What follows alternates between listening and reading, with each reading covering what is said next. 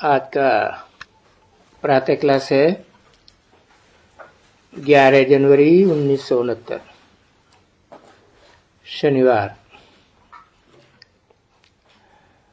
रूहानी बाप बैठ करके बच्चों को समझाते हैं। कहाँ बैठ करके? ब्रह्मा के तन में बैठ करके बच्चों को समझाते हैं, क्योंकि बच्चे तो समझते हैं ना। रूहानी बाप के रूहानी बच्चे तो समझते हैं। पढ़ाया किसको जाता है? पढ़ाया जाता है अनपढ़ों को, बेसमझों को। अभी बेहद का बाप आते हैं,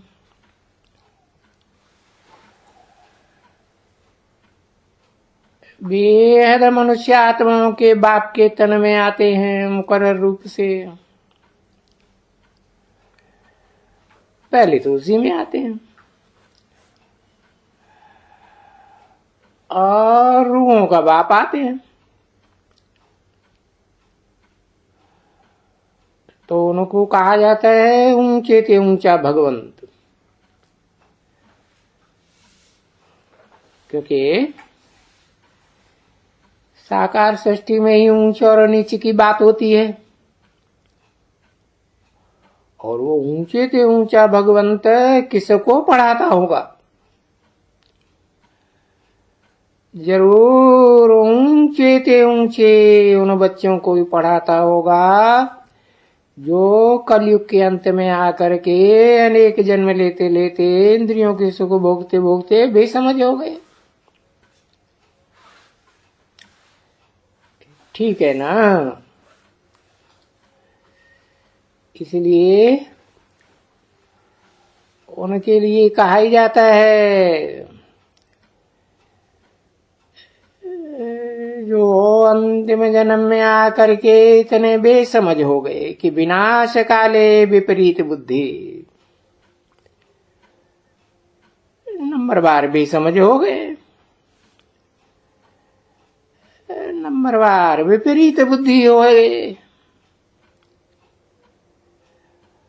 अब ये विपरीत बुद्धि कैसे हो गई है?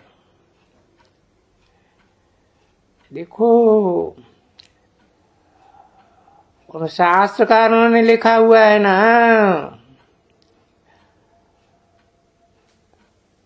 लिखा हुआ है, परंतु उनका अर्थ नहीं समझा है।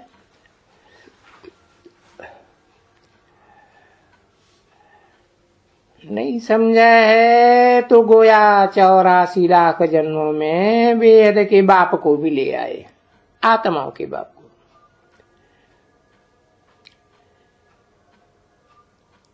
क्योंकि वेद का बाप सर्वव्यापी के हिसाब से उनकी बुद्धि में ये है कि 84 लाख योनियां होती हैं, तो गोया क्योंकि समझाना होता है ना बच्चों को।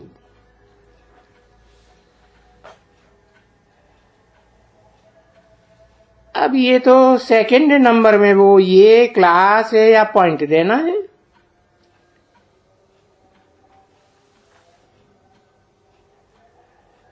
बाप ने पहले दिन उसे दिन समझाया, शायद बहुत बच्चों को भूल गया होगा। अभी भी कोई नए बच्चे आते हैं तो उनको हद के बाप और बेहद के बाप का परिचय देना चाहिए।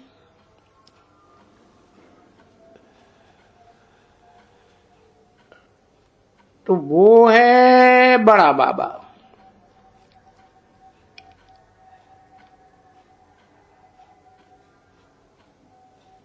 और वो है छोटा बाबा, क्योंकि बेहद के बाप दो हैं। बेहद आत्माओं का बाप। और वो तो सिर्फ मनुष्य सृष्टि का बाप है। तो बड़ा कौन हुआ? आत्माओं का बाप बड़ा बाबा, मनुष्यों का बाप छोटा बाबा। तो वो छोटा बाबा है, वो है कहेंगे हद का बाबा है, क्योंकि एक एक जीवात्मा का बाबा है।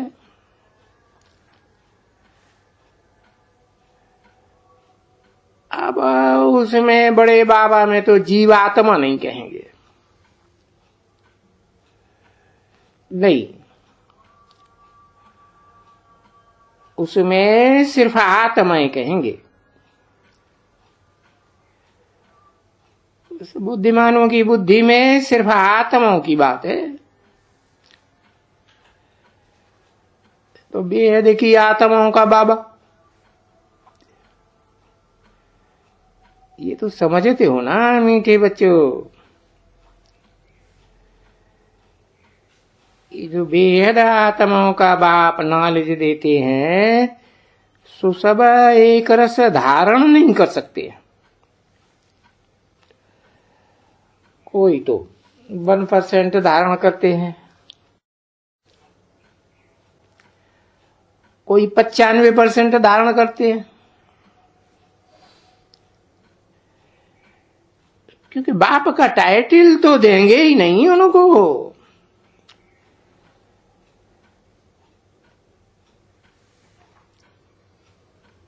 सबको तो दे ही नहीं सकते।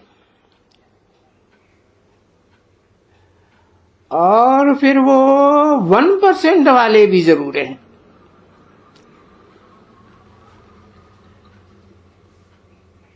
ये भी तो समझ की बात है ना, कि कम % वाले बहुत होंगे।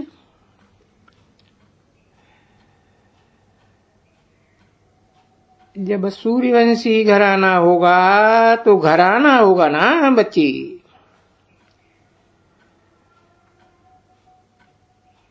क्योंकि सूर्य तो सबसे परे से परे है।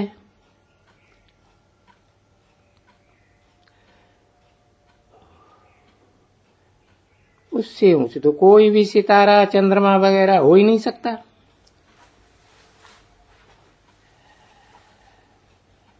तो उसका जो सूर्यवंशी घराना होगा, जिनमें राजा रानी और प्रजा, ये बुद्धि में तुम बच्चों के आते हैं कि प्रजा वर्ग में किस % वाले, और प्रजा में तो सब प्रकार के मनुष्य होते हैं। बड़े बड़े साहूकारों से लेकर के ये नौकर चाकर ये वो वगैरह वगैरह सब होते हैं। प्रजा माना प्रजा।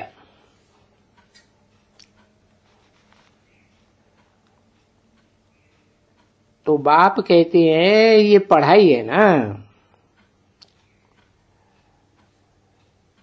प्र माने प्रकृष्ट रूप से, जा माने जन्म लेने वाले।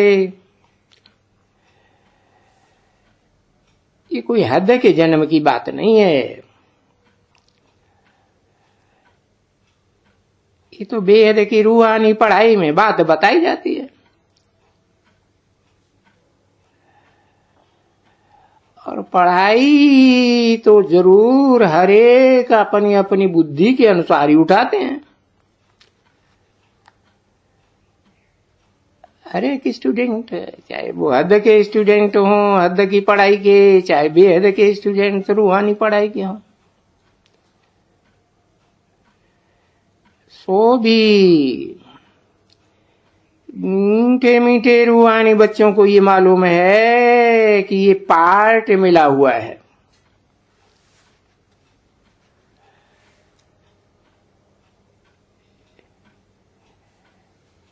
जितना जो पढ़ते हैं, जिन्होंने कल्प कल्प जैसी जैसी जितनी जितनी पढ़ाई धारण की है,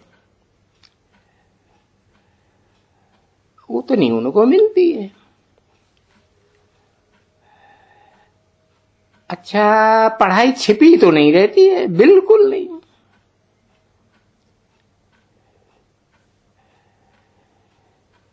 क्योंकि पढ़ाई से इतना पद मिल जाता है,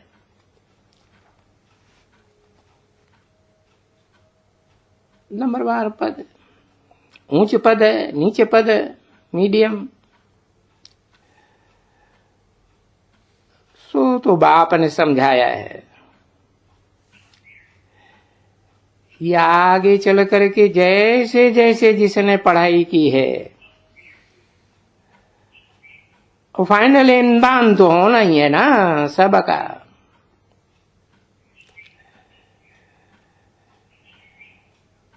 परंतु बीच बीच में क्लास ट्रांसफर होने के लिए बिगर इम्तिहान तो कोई ट्रांसफर हो ही नहीं सकते। और सो भी तुम तो चैतन्य आत्मा हो ना, कोई जड़ शरीर थोड़े ही हो। तुमको तो मालूम होना है कि बरोबर पिछाड़ी में आकर के, बल्कि अभी भी, समझा ना, अभी भी बच्चों को मालूम है कि हम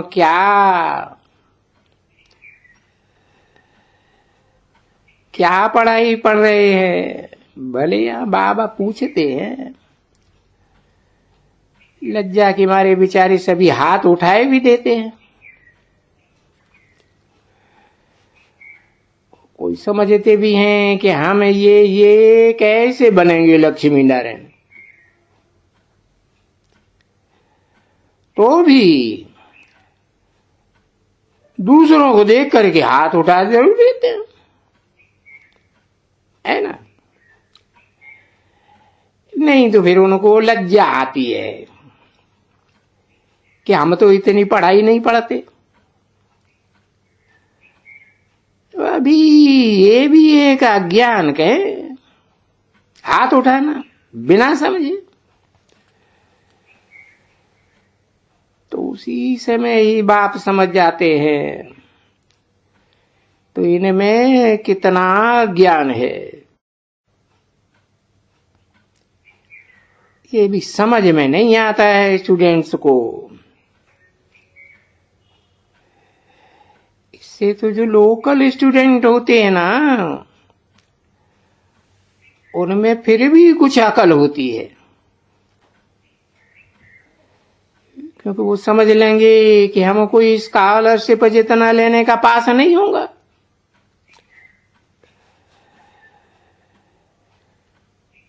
तो फिर उस समय में ये भेंट की जाती है कि इनसे तो वो अज्ञानी अच्छे हैं, जिनके ये तो बुद्धि में बैठता है कि टीचर जो पढ़ाते हैं हम कहाँ तक पास होकर के कितनी मार्क्स लेंगे।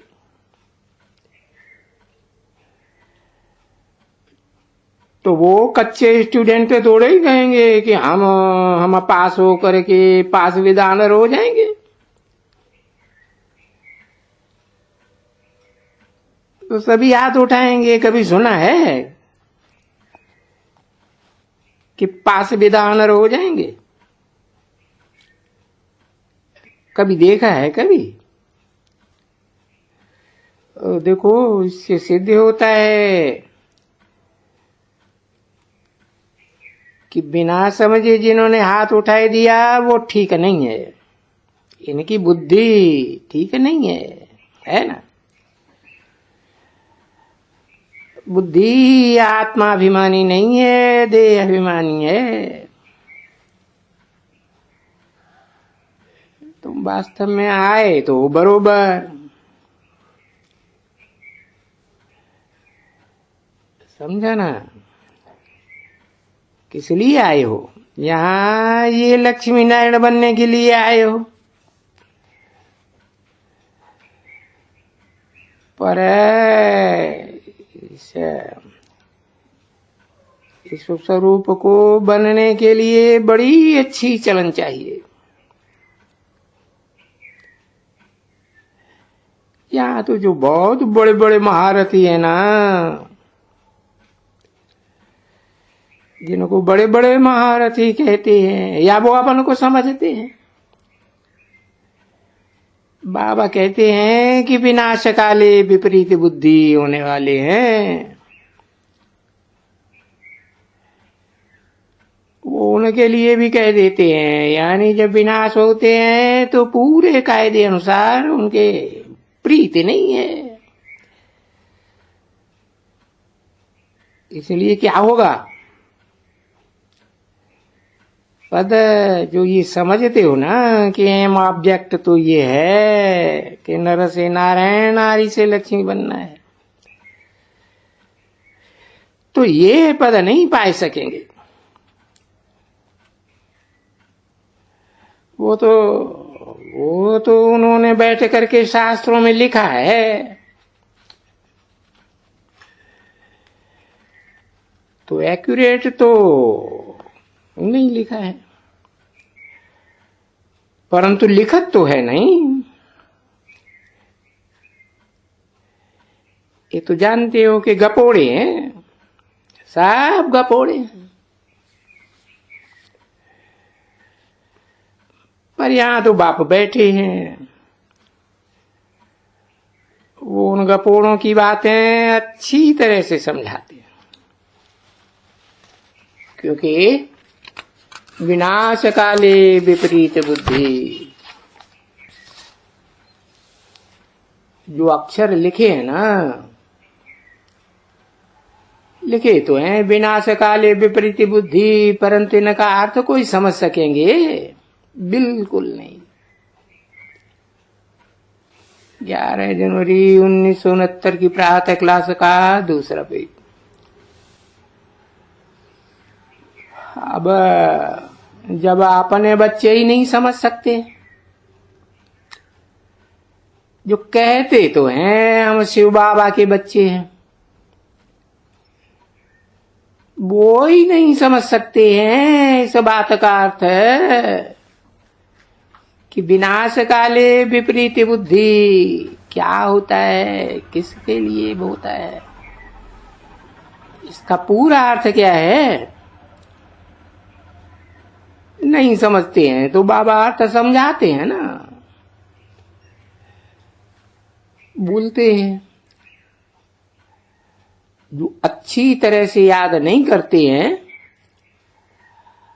अच्छा नहीं पढ़ते हैं, अब याद करना ये तो गुप्त बात हो गई, परंतु पढ़ाई तो गुप्त नहीं है ना। पढ़ाई तो पढ़ाना होता है, क्योंकि बाप ने समझाया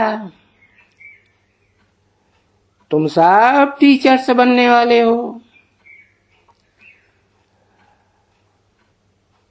टीचर के बच्चे टीचर ही बनेंगे ना। जो सनम को बैठ करके पढ़ते हैं, वो तो इतना सब एक जैसा थोड़े ही पढ़ते हैं, न पढ़ाते हैं। तो एक जैसे कद के ये सब नारायण कैसे बनेंगे? देखो, इतनी भी बुद्धि नहीं है। बाबा तो हंसी गुड़ी में बोल भी देते हैं ये बेबीज हैं। अब ये बेबी बुद्धि है तो जो कुछ कहें वो ठीक है, समझे ना। नहीं तो ऐसे बाप को ये बच्चे अरे महीना महीना, 2 महीना, 3 महीना, अरे कभी याद भी नहीं करते हैं।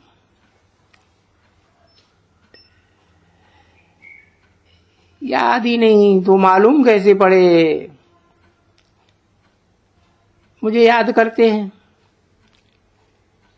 तभी पता चलता है जबकि कोई चिट्ठी आवे कि मुझे याद करते हैं,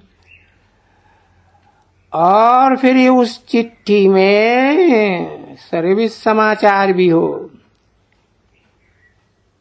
कि मैं ये करता हूं वो करता हूं। बहुत चाहिए सर्विस का समाचार। यहां तो न कोई किसी का सबूत, किसी का नहीं। बाबा कहते हैं ऐसे जो देह अभिमानी हैं, न कोई सर्विस का सबूत और न कोई याद प्यार की बात।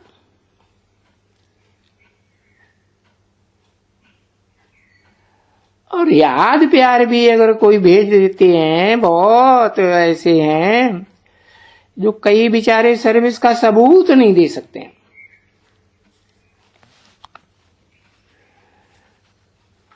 सर्विस की हो तो फिर लिखें भी।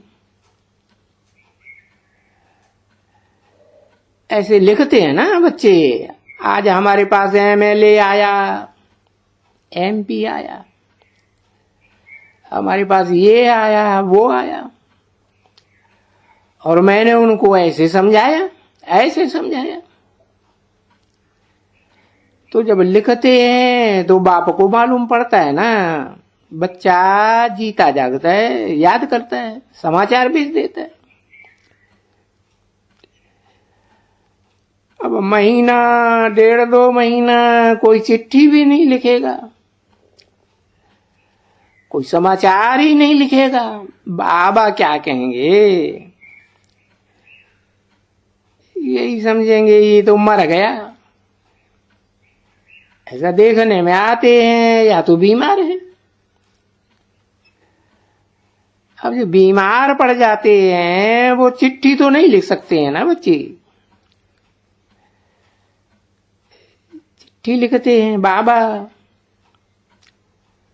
मेरी तबीयत ठीक नहीं थी इसलिए इतना दिन चिट्ठी नहीं लिखी आपको। तो भी कहे भाई ये भी कायदेसर बात नहीं है। नहीं, कोई भी समाचार नहीं, ना बीमार देवान या बाबा कोई वक्त में, ये मुरलियों में तो बहुत ही समझाते रहते हैं ना। तो बस वो सुना, अहंकार आया, बस चिट्ठी नहीं लिखेंगे। चिट्ठी नहीं लिखेंगे, नहीं लिखेंगे, नहीं लिखेंगे, तो वो याद ठहरी नहीं। याद ठहरी तो बाप भी याद किसको करे, क्योंकि याद से याद मिलती है। परंतु ऐसे भी बच्ची बहुत हैं देह अभिमानी टट्टू, जिनको कहा जाता है देह अभिमानी टट्टू है ना। देखो रावण के ऊपर टट्टू दिखलाया ना, ये जो दिखलाया है टट्टू, तो ये तो बहुत कहते हैं तुम तो कोई देह अभिमानी टट्टू है। अभी देही अभिमानी और देह अभिमानी कुछ जानते तो नहीं है, परंतु ऐसे कहे जाते हैं तुम तो कोई देह अभिमानी टट्टू हो। क्यों? याद भी तो आती है ना इनकी, रावण की, कि इनके ऊपर जो टट्टू का वो सिर दिया हुआ है,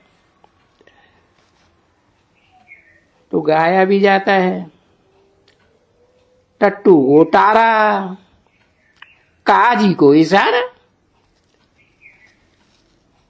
समझा ना? टट्टू को तो फिर मारना होता है, और काज ही होता है, उसको तो इशारा दिया जाता है। तो कोई तो इशारे से भी चलते हैं, और वो जो जानवर होते हैं ना बच्ची, वो इशारे से भी चलते हैं। चाबुक का इशारा देखते हैं तो चलते हैं।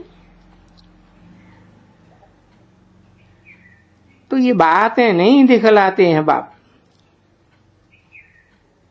बाप आके कहते हैं कि मुझे सर्वव्यापी कहने से बस यही टट्टू से भी,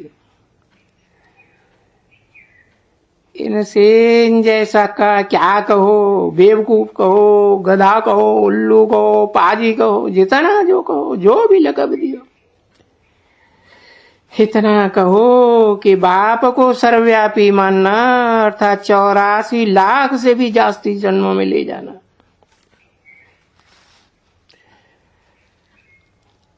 वो तो मनुष्यों को तो कहा जाता है पत्थर बुद्धि, यानी ये है उनकी पत्थर बुद्धि।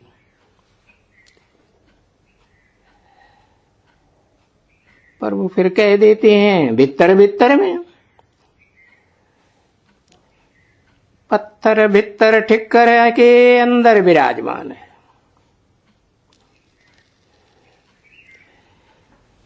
तो ये बेहद की गालियां हुई ना।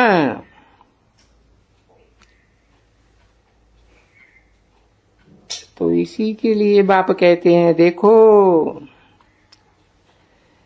ये मेरी कितनी ग्लानि करते हैं।